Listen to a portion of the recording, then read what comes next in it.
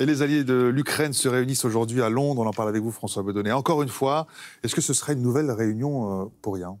Alors, dans un conflit armé, il y a une expression qui revient très souvent, c'est celle du brouillard de la guerre. C'est une expression qu'on doit à Clausewitz, un théoricien militaire du 19e siècle, et qui signifie qu'on ne sait souvent pas ce qui se passe sur le champ de bataille. Là, en ce qui concerne les négociations, on pourrait tout à fait parler du brouillard également, brouillard des négociations, parce que depuis des semaines, maintenant, personne ne comprend clairement où les États-Unis et la Russie en sont de leurs discussions, et par conséquent, les Européens qui ne font pas partie de ces négociations sont à l'aveugle, et en particulier sur ce qui sera leur rôle après un cessez-le-feu, rôle qui passera sûrement, vous le savez, par les garanties de sécurité qu'ils devront apporter à l'Ukraine. C'est donc le brouillard, mais pour la première fois également, dans ce brouillard, on aperçoit des petites éclaircies qui peuvent laisser penser que les choses pourraient enfin bouger. Mais de quel côté? Du côté des États-Unis?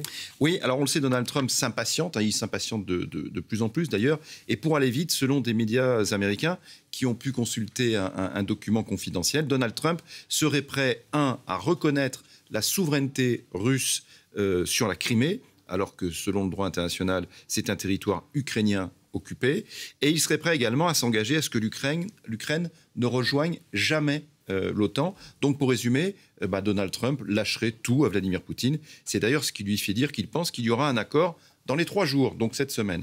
Et tant pis si l'Ukraine et si l'Europe sont perdantes. D'ailleurs, Marco Rubio, le secrétaire d'État américain, et Donald Trump ont été très clairs en fin de semaine dernière. Ils ont dit, si nous n'arrivons pas à obtenir la paix en Ukraine, eh bien, on va passer à autre chose parce que nos priorités, à nous, les États-Unis, nos priorités sont ailleurs. Est-ce qu'il y a une inflexion également du côté des deux belligérants, François?